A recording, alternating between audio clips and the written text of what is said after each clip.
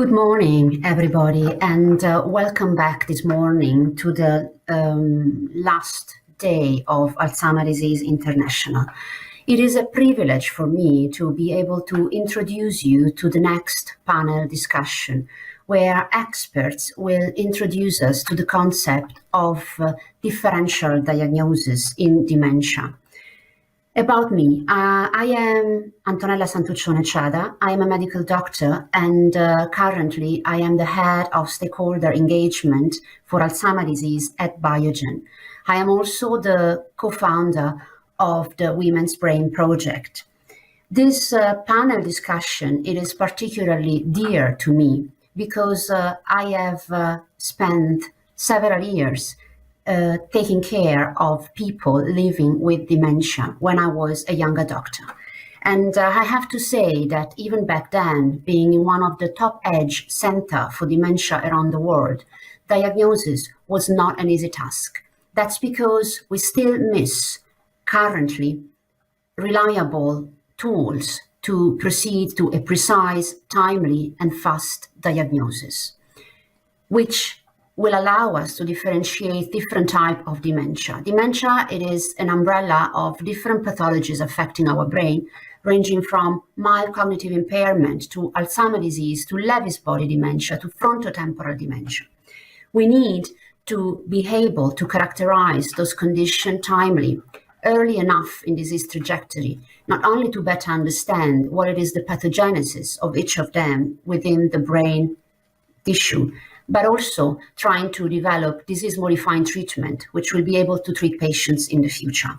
Currently, we know that there is mild cognitive impairment that might be due to Alzheimer's disease and eventually to the underlying amyloid pathology, and we can rely on tools diagnosing amyloid, such as PET, such as cerebral spinal fluid biomarkers. But we need more. We need to be able to develop the same tool for other type of dementia.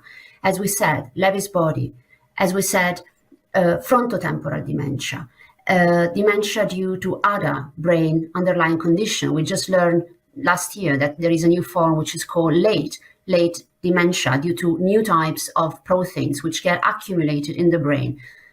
That said, I am very pleased to introduce you to Professor Harry Brodaty. And I am waiting now to have Professor Brodaty here on the screen, who is going to be the first speaker for this morning. Good morning. How are you? Good morning. Well, thanks. Thank you for introducing me. Yeah, I will try to do my best. And in saying this, I am pleased, as I said, to have with us Professor Harry Brodaty, who is Professor of Aging and Mental Health at the University of New Wales in Australia. He will be talking to us about a very difficult concept in medicine applied to dementia, which is the pseudo-dementias. So I am very honored to have you with us. I leave the floor to you, and welcome once again. Thank you. Thank you. So I'm going to talk about dementia, pseudo-dementia, pseudo-pseudodementia, and pseudo-depression. So there are three concepts I'd like you to hold in your mind: depression, cognitive impairment, and apathy, and they overlap. So let's start with depression and cognitive impairment. Oops, wrong way.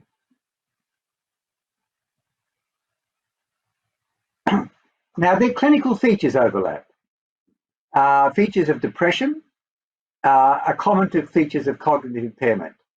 In fact, people who have depression may have cognitive impairment, and people who have cognitive impairment, such as dementia, are more likely to be depressed.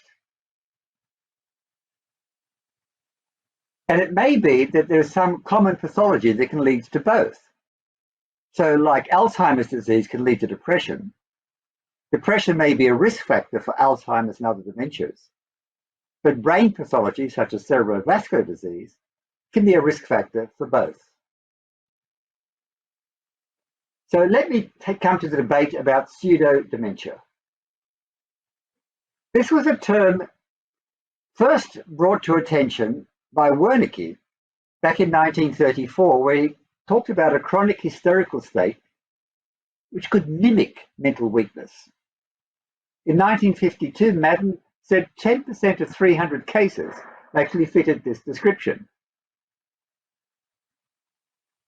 But it was Leslie Kylo, who was our foundation professor at the University of New South Wales in psychiatry, who put it on the map.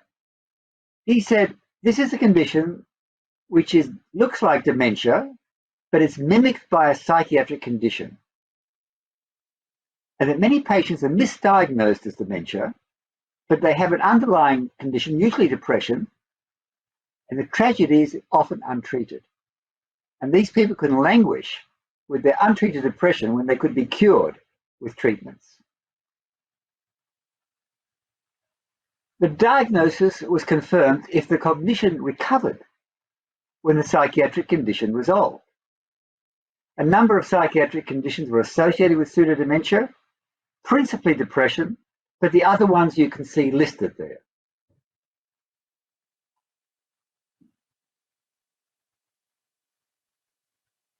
But there was a fly in the ointment. Some people said that these cognitive deficits do not completely recover. In fact, in our own group, one of our colleagues found there's persistent executive function and visuospatial amnestic deficits in people with a true depression, which has quite a severe cognitive impairment at the time. Neurological signs present at the same time as this pseudo-dementia might lead to progression to real dementia. And some people did follow-up studies of these so-called pseudo-dementia cases and said, if you follow them up long enough, they actually go on to true dementia. Well, my colleague at in our Centre for Healthy Brain Aging, Chadha,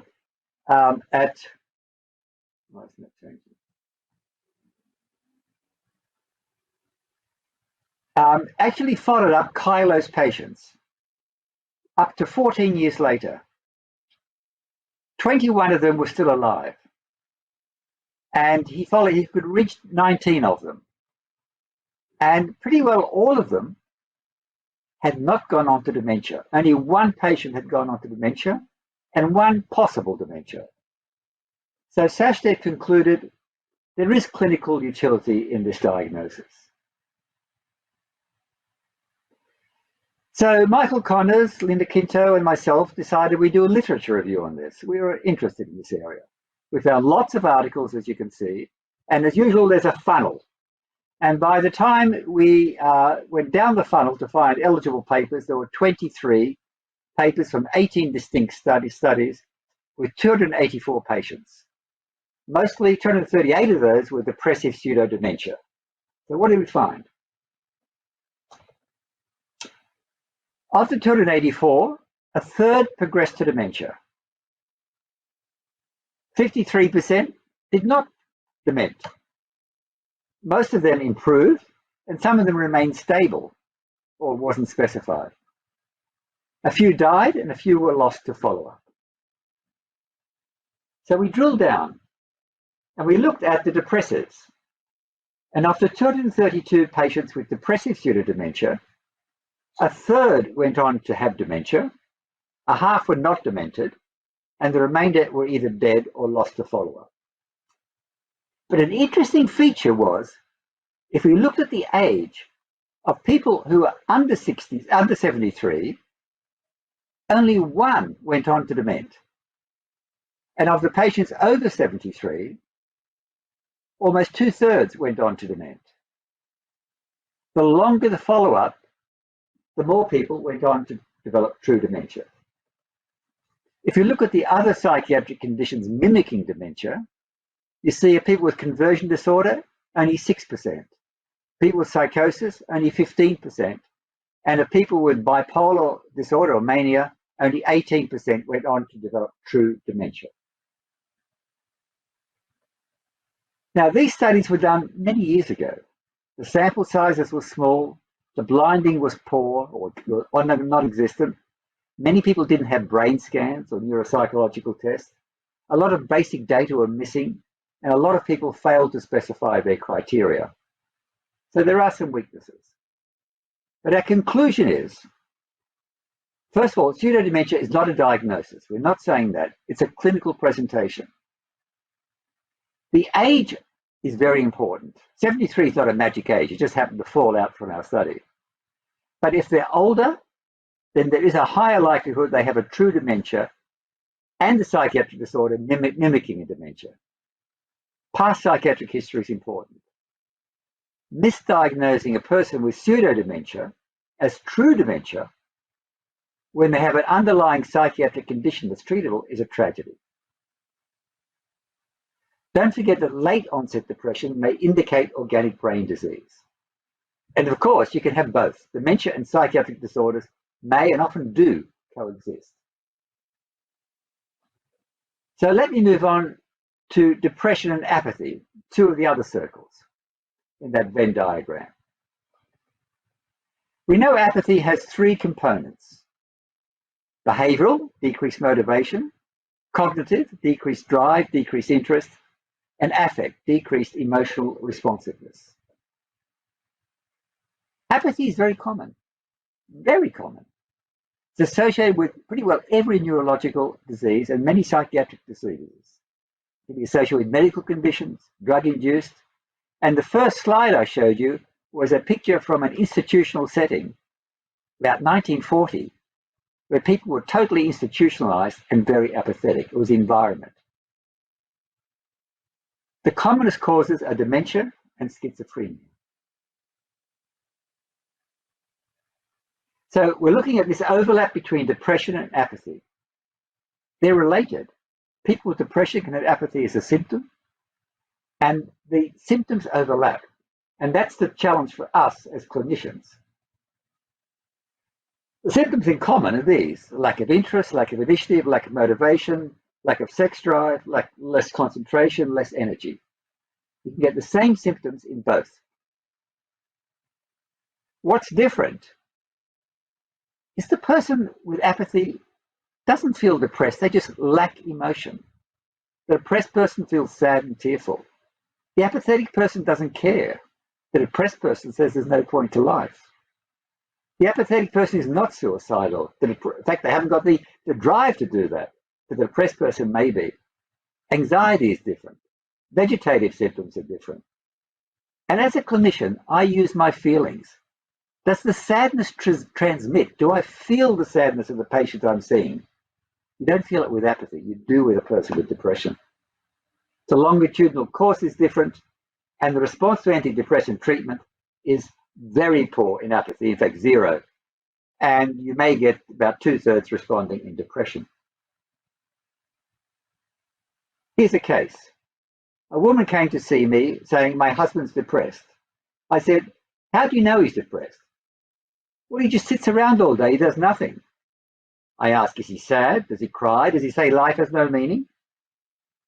No, he doesn't say anything. In fact, he doesn't say anything unless I ask him. He just sits.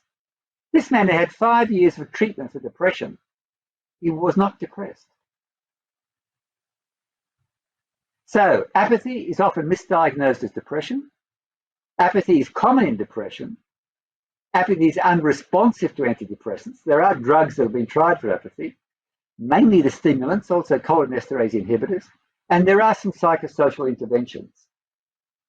And the two can occur together, and they may be underpinned by frontal subcortical pathology.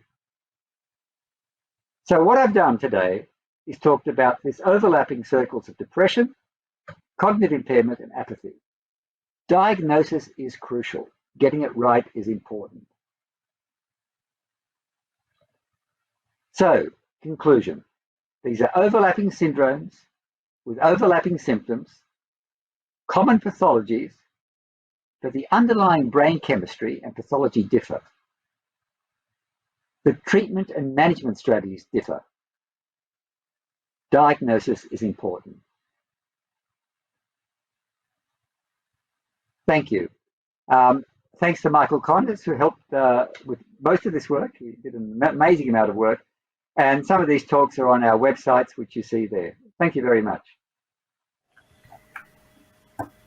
Thank you so much, Professor Brodaty. And I will be very pleased to take questions later on from the audience about this very important presentation which we heard, emphasizing the importance of diagnosing, and this is why we need to put all the effort available to characterize those diseases and diagnose timely.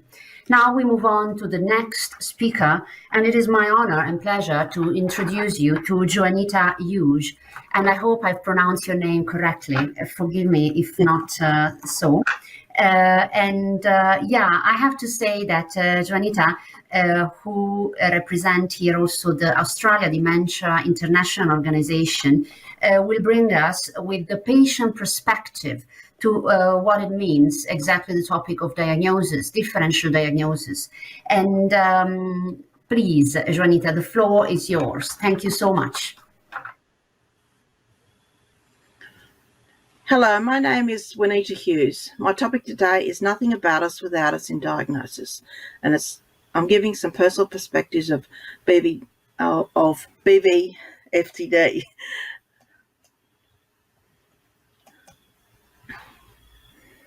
My clicker is not. Yeah, there it is. My experience is backed up from some research and an evidence from a blog that was written by a person diagnosed with FTD about 8 years ago.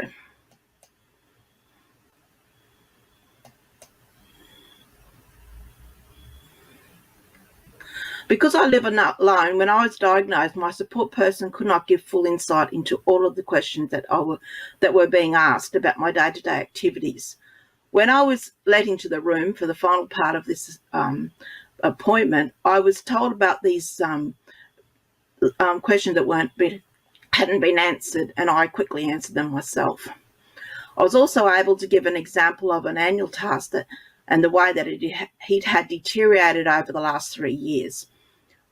Being well aware of the current diagnostic criteria for BVFTD, I used this in determining what I disclosed. This diagnostic criteria is from the perspective of the carer and the clinician, and the perspective of the person involved is usually not considered. But why? The consensus understanding is that the person with BVFTD has lost all insight early in the disease, and so they ignore them. But is this lack of diagnosis real? A lack of insight real? Well, this lack of insight was a required criteria in the 1998 criteria, but it was eliminated in the revised criteria of 2011. But this lack of insight stereotype persists. In fact, although my neurologist told me that he had never diagnosed anyone so early in the disease process, he still expressed astonishment that I had insight. So am I unique? Well, though lack of insight was a diagnostic criteria, I'm not clicking, so was it go? That was a diagnostic criteria in 1998. It was not well defined as a research study. So a research study published in 2007 was designed to do a conceptual analysis and empirical insight of BVFTD.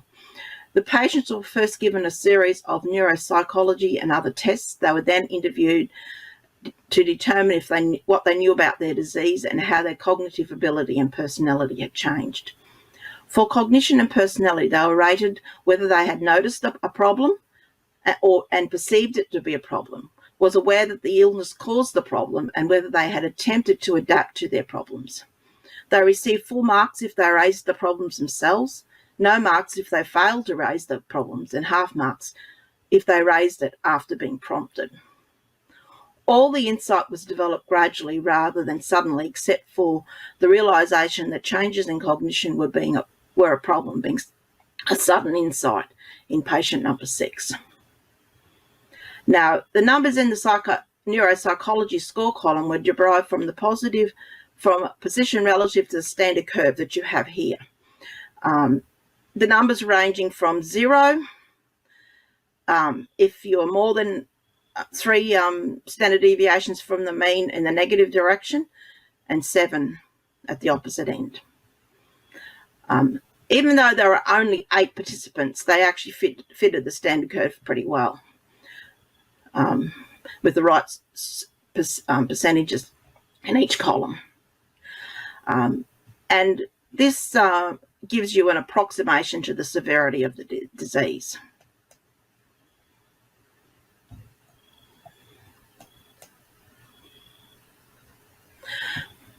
Patient number 2 was given a number equivalent to of 1.5 because he sat on the border between almost exactly on 2 standard deviations.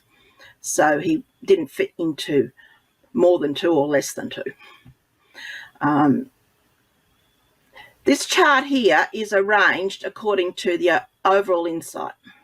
So you're looking at how much insight people have. You can notice that this person here, who had the highest score by quite a bit in the neuropsych tests, was actually worse in insight than this person who had less than average neuropsych scores. So it isn't exactly a correspondence. And there were 2 people here who had quite reasonably high neuropsych tests, and yet they had showed little or no insight. So you can find that people may have insight when they're late in the disease. They might be early in the disease and still lack some. So that's an importance of this study. But also the researchers said that they had noticed insight in, if only transitory insight, in all patients that they had measured.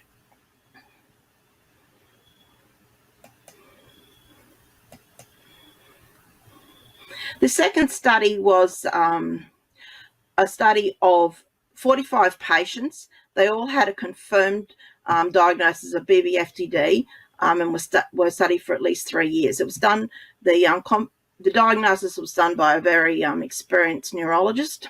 In fact, he was the one that diagnosed my dad and was able to predict what mutation he had.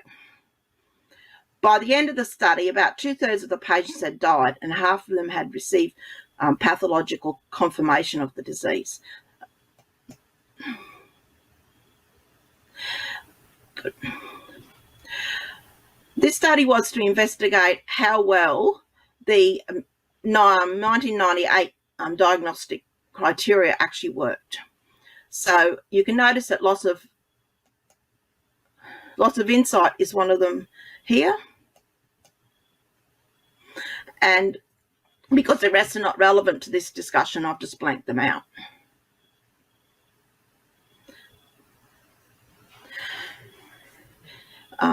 As you can see here,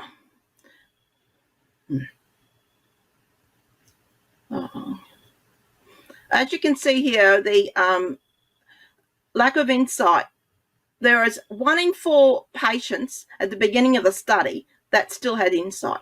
And even at the end of the study, 1 in 8 still had insight. Or if they had died during the study, they had insight to the end of their life. So, and because 2/3 of the patients had died before the study finished, you could think that they were probably late stage already when they started. So if they'd been enrolled earlier or diagnosed earlier, you might have found a much higher level of insight. And this early diagnosis is important so that the patients can have input into their own treatment.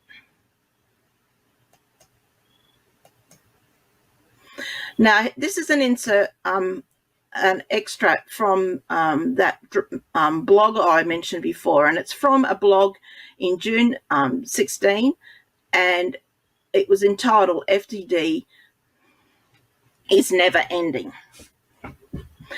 And she said, "We have it, FTD, and bravely deal with the symptoms every day.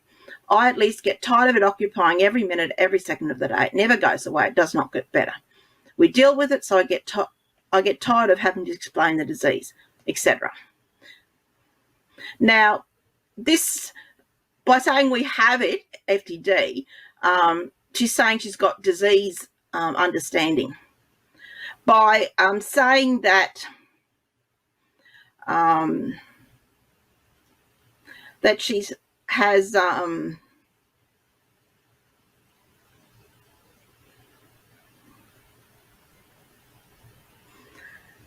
they're losing it for me. There it is. Oh, well, back one. By saying that we bravely deal with the symptoms, they're saying that they've got them, they know what they're about, and they are dealing with them. That means that she has full insight.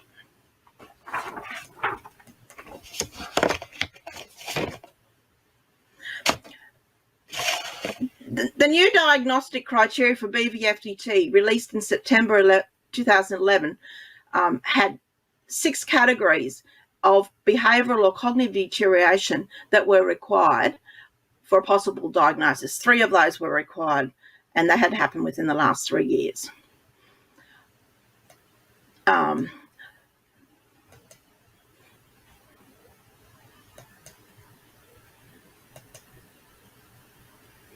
Okay.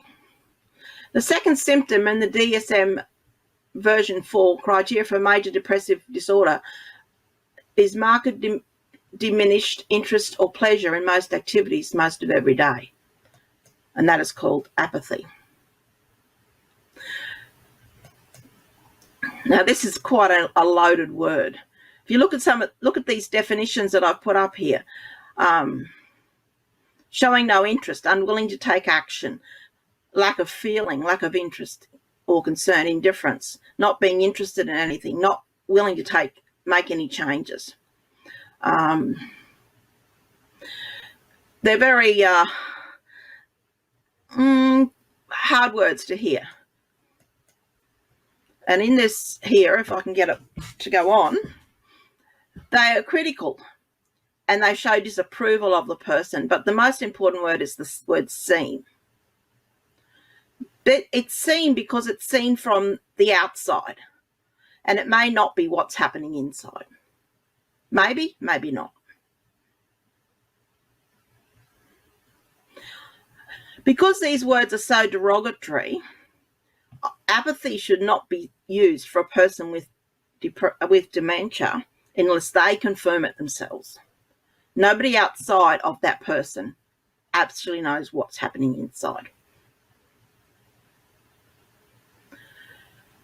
And if they have real apathy, they should be looking at whether they've also got depression, because that's a very common comorbidity.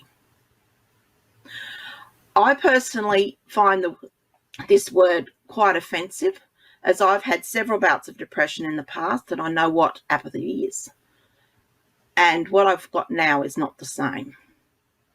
So I'd like to eliminate this term within the diagnosis of BVFTD. I would like to use an alternative term if I can get to the next slide. A replacement for apathy. Now, if you did high school physics, you would have heard of Newton's first law. A body will remain at rest or in constant movement in a straight line unless acted on by an external force. That's my paraphrase. So you can see here a body. Now, if I can get this to work, the body moves and you get the word inertia. Now, inertia is the alternative that is given in the diagnostic criteria, but I'd rather replace it, apathy, with inertia, because I think it is actually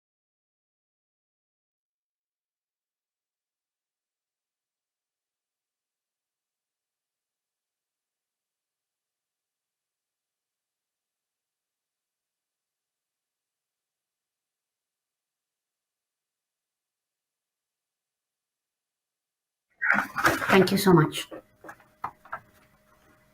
So thank you so much, Juanita. This was a very touching contribution, and it brings us to the point that the patient centricity, it is crucial when we do want to understand about diseases, but also when we want to develop solution for these diseases. We need to go more precise about it, and we need to try to understand each of these symptoms much better and also give the proper name to it as we learn, to avoid also the overlapping that we heard previously from Professor Brodaty. That said, we can now move on to the next speaker, and I am very pleased to introduce you to Frances Duffy. Hi, Frances. Good morning. I think you are, where are you based, if I may ask? I'm in the north coast of Northern Ireland. I see. Good. So this is the beauty of being connected virtually. We can be in different parts of the world and still be based in our home or our working place. This is Switzerland speaking. I'm in Switzerland. And Dr. Frances Duffy, she's a consultant clinical psychologist at the Northern Health and Social Care Trust in the UK. And her work, it is extremely important because what she's going to present us to us this morning, it's exactly a bit of what we heard and how to provide a precise diagnosis to the patients, timely fashion, and also to try to distinguish which is going to be the progression. I mean, which type of patients presenting to us with certain type of symptoms will be then diagnosed later on with a specific type or subtype, let's say, of dementia. So that said, Dr. Duffy, the floor is yours. And I repeat once again, before giving you the word to the audience out there, that there is a chance of posing questions. I'll be glad to take those later on at the end of the talk. Thank you so much. Great, and thank you for that introduction. So I'm going to talk this morning about the profiles of the different diagnostic outcomes that present to the Northern Health and Social Care Trust Memory Service. And this project has been completed in collaboration with other colleagues in the Northern Trust and also from colleagues at Ulster University. And the research was supported by the Dementia Analytics Research User Group, DARUG, and that's funded by the Health and Social Care Board, the Northern Ireland Executive and the Department of Health. So a brief overview of our memory service. Our memory service was set up in 2013, and the aim of the memory service was to improve timely diagnosis and quality of care in dementia. So what we wanted to do was we wanted to support timely access for assessment. So we provided information to GP colleagues and other colleagues across our trust that may refer to the memory service. So the idea is that people who are presenting to their GP or other services who may experience changes in behaviour and cognitive function that may be a suspected dementia, we wanted to give them timely access for assessment of this. And since 2013, the data I'm presenting today are the referrals to the service from 2013 to 2019. And the number of assessments that we completed in this time period was 2,000, or almost 3,000. And of these referrals, 94% of them were unique referrals. That is, a person who presented only once during this time. And 183 individuals presented to the memory service on 2 occasions. And what this means is that on the first presentation, they may have been given no diagnosis, as in there's no issue with your cognitive function, or it might have been that they were diagnosed or given a label of a mild cognitive impairment, and these individuals may have represented to the memory service then at some point later. And this data is particularly important because then we can look back and we can see, were there any features present in these individuals at that first appointment that may have given us an indication that they were likely to continue to decline. So these data are particularly important. What we're going to talk about, what we've collected rather, is 75 different unique features at the assessment. What we know is that assessment dementia is a very complex decision-making process, that the clinicians take information from a wide range of sources, and then somehow they have to integrate all of this information and decide, does this person have a dementia? And also, if they have a dementia, what type of dementia are they likely to have? So it's quite complex decision-making that's made from a variety of different features. So what we're interested in is, how do clinicians make this decision, and can we help them to make this decision? Is there anything from our database that we can use in order to facilitate this decision making in a timely manner?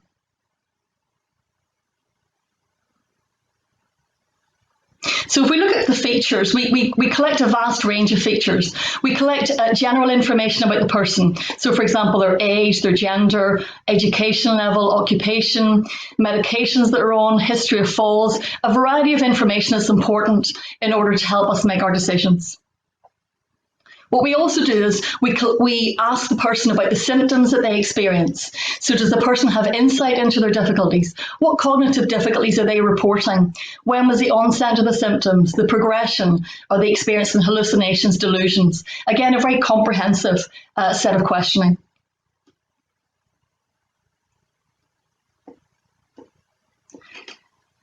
And we use psychometric assessments. So in our clinic, we use the Addenbrook's cognitive exam, which looks at the domains of memory, attention, language, visuospatial processing, and fluency. We also assess for the Bristol activities of daily living to look at what difficulties people are having day to day. And we also ask carers to complete the Zara burden interview to find out how difficult and what difficult experiences they may be having in terms of caring. And then we also look at physical health factors. So for example, whether the person's got a history of epilepsy, head injury, diabetes, etc. So over the course of the last couple of years, we've been analysing all of this data that we collect. We've digitised our assessment and the data from our assessment, and we're in the process of analysing it. So I'm not going to be able to share all of the data in this short time period, but I'm going to share the start of the journey in terms of our understanding. So we look first of all at gender and age. 62% of the people referred to our clinic are females and 38% are males. If we look at the age range is between 44 and 102, with the average age of referrals being 79.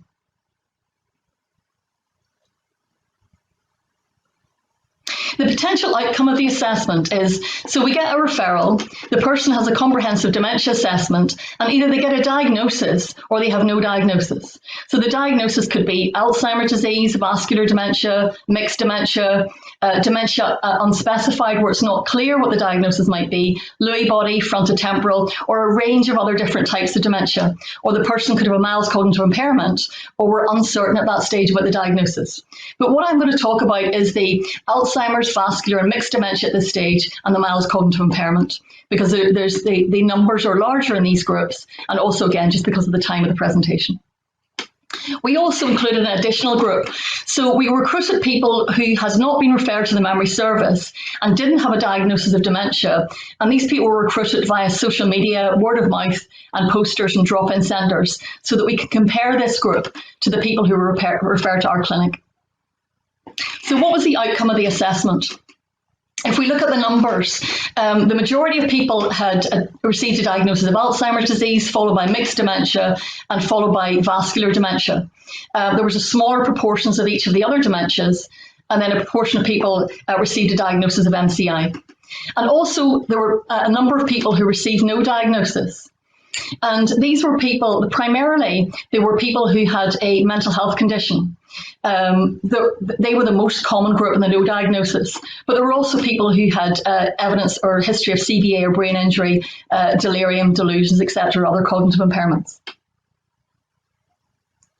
But if we start then to interrogate the data, so I'm going to give just again some brief information just of some of the data. We're looking at first at the cognitive assessment, the Addenbrook scores, and I'm only including the three types of dementia for ease in this presentation. So if we look at Alzheimer's disease, vascular and mixed dementia, we can see that these three dementias score lower on total ACE scores compared to the mild cognitive impairment and control subjects.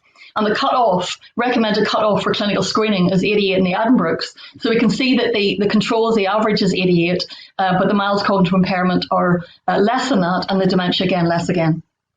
And I'm going to go through just briefly the domains of the Addenbrooks, and then I'm going to show some of the stats associated with that. So we can see again for the pattern's very similar for attention, as in the three dementias score below mild cognitive impairment and controls. And you can see there's some variability, but not a great deal of variability within the three different types of dementia. And that's the same if we look at memory scores. We can see again the three dementias score lower than the mild cognitive impairment and the control subjects. And there's a little bit of variability between the three dementias, but it doesn't look like there's a great deal of variability there. The same is true for fluency scores. But what we can see here is it looks again like the Alzheimer's disease are scoring better in fluency compared to the vascular mixed dementia, and all three dementias are scoring less in MCI and controls. If we look at language, again, we can see here that the pattern looks slightly different with language, where the differences seem smaller between the three groups of dementia, the mild cognitive impairment, and the controls. So what this tells us that it appears then that the people who are referred to clinic, they don't seem to have as many problems in language as some of the other domains of the Addenbrookes. But if we look to see whether they're, and visual spatial processing, again with visual spatial processing, the difference between the dementias doesn't appear to be as great as the difference in some of the other domains. If we look then at whether or not any of these differences are significant, so what we've looked at is the total ACE scores, and we looked at the comparisons here between the Addenbrookes total ACE scores and the three dementias, and we can see that looking at the total ACE scores alone doesn't help us differentiate between whether or not it's a vascular, mixed or Alzheimer's presentation. But there are significant differences between mild cognitive impairment and all of these three dementias. So what that suggests is that the total score in the Addenbrookes is good at helping us differentiate between mild cognitive impairment and dementia. And also, again, for the control subjects, were significantly different from both mild cognitive impairment and all of the dementias. And we can look then at each of the domains of the Addenbrookes, and we can see then that for ACE attention, there's a significant difference between mixed dementia and Alzheimer's disease. So is this a feature that can help us to tell the difference between these two dementias? If we look at, again, the memory, there's a significant difference between the Alzheimer's and mixed dementia. So we've done pairwise comparisons for each of these domains, and what we can look at to see is that where are the patterns of significant differences? Fluency, again, Alzheimer's disease and mixed dementia. If we look at Alzheimer's disease and vascular dementia, we can see there's difference in language performance between these two conditions. If we look at visuospatial, again, we can see there's a difference between Alzheimer's dementia and vascular dementia. One of the other things, though, that we wanted to look at, so what we can see here is that for the Addenbrookes, there are some different patterns that are emerging, but it's very clear that looking at the Addenbrookes alone is not going to be able to help us to differentiate between each of these dementias. So we look at self-reported difficulties then as well. And if we look at whether the person's got insight into their difficulties, what we can actually see in this graph here is if you look at the percentages, what you can see is that a greater percentage of people with mild cognitive impairment have got insight into their difficulties compared to the three dementia groups. If we look at impairment and activities of daily living, we can see that less people with mild cognitive impairment have got impairment and activities of daily living. If we look at is the person a good historian, we can see that a person with a mild cognitive impairment is a better historian than a person with one of the three dementias. And if we look at self-reported cognitive difficulties, then we can see actually that people with mild cognitive impairment are more likely to self-report cognitive difficulties than people with one of the three dementias. So again, each of these items is interesting and helping us to make all of our decisions. And then if we also look at cognitive difficulties reported by the carer, we can see actually that there's no real difference. So the carers of a person with a mild cognitive impairment and the carers of people with dementia, there's no difference in terms of the cognitive difficulties reported. So what we need to look at now is we need to look at interrogating this data a bit further. What we can now add into the data is whether or not what the person's occupation was, what their years of education were, looking at all of the other physical factors that we have to help us to pull out what are the core features that are important for clinicians to make that decision. Because what we know is the decisions are complex decisions, and it's hard to know which of these features are the most important. So what we hope is by this ongoing interrogation of data that we will be able to pull out the most important groups of features for each of the different types of dementia. And also we'll be able to pull out the features that are most important when we try to differentiate the people who present with a mild cognitive impairment, who then subsequently go on to develop a dementia. And what we've done then is we've taken this data and we have we said, how can we use this data then to help the clinicians make a better decision? So as in a parallel process that was going on while we were completing this analysis, we digitized our complete assessment, and we developed a web app of the dementia assessment, which then captures all of the data of the assessment and stores that data. And we applied machine learning techniques to the data to help build a predictive model to support clinicians to make that decision. And we also have a poster at the conference here, which you can see, which is predicting dementia diagnosis with this comprehensive web app assessment that we've developed in collaboration with Nightingale Analytics. And again, I'd be happy to answer any questions about the data or about the app that we've developed and the algorithm. So that's the end of the presentation. Again, I would just like to thank the Health and Social Care Board, Northern Ireland Executive and Department of Health for their support in completing this research. And again, if there's any questions, please feel free to contact me directly or contact our website. And again, I'd be happy to take any questions. Thank you. You're welcome. So I'm very glad to see everybody back for the Q&A, and I have to say that we have received very interesting questions, which hopefully we will be able to address. I would like to start with a question that it is related to differential diagnosis, exactly to Professor Brodaty. And the question that I have, it is, you mentioned that age, it is certainly one factor to have higher conversion from the observed conditions towards dementia later on. And the question which I'd like to pose, it is whether there is anything about sex, knowing that female might have predisposition to have, for instance, Alzheimer's disease progressing faster and being also the majority of the patients being affected. So I'd like to know whether you address this into your data analysis, and if not, maybe it could be one inspiration for future research. Yeah, great question. I don't think we did look at sex differences. I mean, there are more women with depression than men. But we can correct for that. But no, I don't know the answer. Great question. We'll have a look at that. Thank you. Thank you so much. This is, I think, an inspiring field of research, as we are learning that, yeah, there are substantial differences also in terms of number of mild cognitive impairment patients suffering of it, and being women often underdiagnosed because they compensate, right? I mean, they have a better verbal output and therefore they get misdiagnosed. That said, maybe you want to comment about this, Dr. Duffy. Do you have anything related to this in your data set analysis, and how are you considering age, sex, and ethnicity education in your algorithm that you're developing for diagnostic management? Yeah, we actually, as you'll see from one of the first slides, was that there are actually more females referred for assessment than there are males. And we've been looking at the difference between the diagnostic outcome between females and males. And again, that's weighted in terms of the proportion of obviously females that refer to clinics. And there are some patterns coming out in terms of the different percentages of males and females across the different diagnostic categories.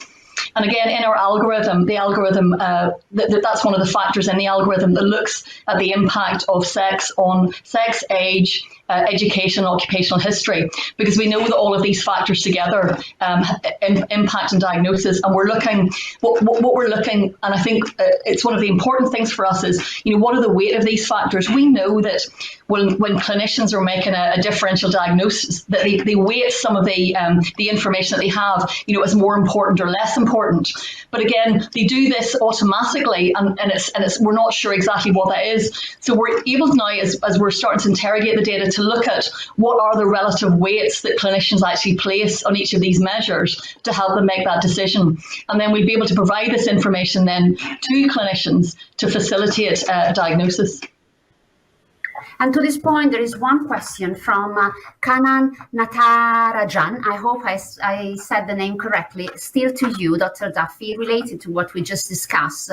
And it's about whether your algorithm will be also in the future able to predict conversion and to monitor the conversion from MCI towards dementia types.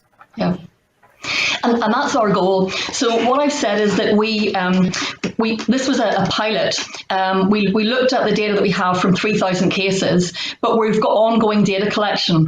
We're now piloting that web app within our trust area. So we're collecting data ongoing. And the idea is that as the more data we have, we can refine the algorithm.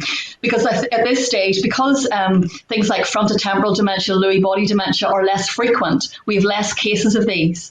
And the more cases that we have in our algorithm, then the more accurate the algorithm will be to predict. So we're piloting that starting in the new year in clinic, and I'm hoping that we will have more data as time goes on. Thank you so much. I have now one question for Dr. Brodaty, who has been mentioning to us the overlapping existing among those conditions: apathy, depression, what we know as pseudo-dementia. The question, it's a tricky one, and bring us to the point of, again, precision and precision in medicine. The question comes, and it is about how do we face the problem of treating patients with certain type of drugs when we don't really know the underlying pathology. So are we using the same drug for each of those, and how can we distinguish which type of drugs to give to people suffering with pseudo-dementias? Well, it's an interesting question. The trials of antidepressant drugs for depression occurring in people with dementia. So as I said, the conditions can coexist. So not all depression is pseudo-dementia. It can be depression and dementia together. So the two largest trials showed negative results for antidepressants in people with dementia. That was the Sydney Banerjee's trial, the SAD trial, and the one that was using mirtazapine and sertraline. Was it citalopram? I can't remember. I think it was sertraline. And the American study, DIADS-2, where they also used sertraline. And there was no difference. And there were two quite large trials, particularly the UK one. It doesn't mean we shouldn't try antidepressants if people have got dementia and depression, which has not been responsive to psychosocial intervention. And individual cases may respond, even though group data showed no differences. As far as apathy is concerned, the data are not so compelling. Well, they're not very compelling for depression either. But apathy does not respond well to drugs. There's a trial with methylphenidate from the US, which did show some benefit. And so amphetamine-like drugs. And there has been some benefit shown for cholinesterase inhibitors, but the benefit is slight. We are also interested in looking at a trial of oxytocin. That's also being considered. But I think at the first stage, we should also try psychological approaches, structuring the person's day, looking at activities that they found previously helpful and working with them that way. And similarly with depression, there are a lot of psychological approaches we can use, that sort of pleasurable event schedule that I just mentioned, or by using more activity-based interventions, or trying to work out why they're depressed and dealing with that, often their reaction to having that dementia diagnosis. Well, I think that this is a very important point, which speaks for the fact of the very broad use of off-label drugs in our field, and also to the lack of therapeutics, which are really specific for each condition. And that said, I think that your insight also on an holistic approach, speaking about, cognitive behavioral therapy or physical activities, and we name it, we have it. It is very important because it goes in line with prevention and how we can, by implementing lifestyle changes, reduce the risk for each of us of having later on dementia in life, because each of us can become a patient. That said, I go now to our Juanita, and I want to say thank you so much for your outstanding contribution. We have one question from the audience, whether you could disclose a little bit more about your own personal diagnostic journey, whether it was done with genetics, whether you had neuroimaging, I mean, how you faced the diagnostic journey and how long it took you also to arrive to the diagnosis, because the timely diagnosis, it's not only when to be diagnosed, but also how long it takes us to be diagnosed with a brain disease or dementia specifically. Thank you, Juanita. Yeah, well, I'll explain, because my dad was diagnosed through the Brain and Mind Centre in Sydney University, and they found out the mutation he had as soon as I could, because I had to go through, jump quite a few loops to actually get it. But I got tested myself and I got a positive mutation result. So by the time I got that, I was already showing the first signs. I knew in my own self that I had it, but I had to get it far enough down the track before I could get a diagnosis. It took a journey of a doctor referring me to a specialist, referring to me to another specialist before I actually saw the neurologist that diagnosed me. So yeah, it took a little bit of time, just because going through the public system, it takes time. But other than that, it was a relatively easy diagnosis trail, just because I already had the mutation diagnosed. And because I have a scientific background, I'd read the papers, I knew about the mutation, I knew about the diagnostic criteria. That helped. Yeah. And I was the neurologist I went to specialises in atypical dementia. So he doesn't deal with Alzheimer's. He deals with a lot of people with BVFTD. So he really knew what he was doing. And I was very fortunate that way.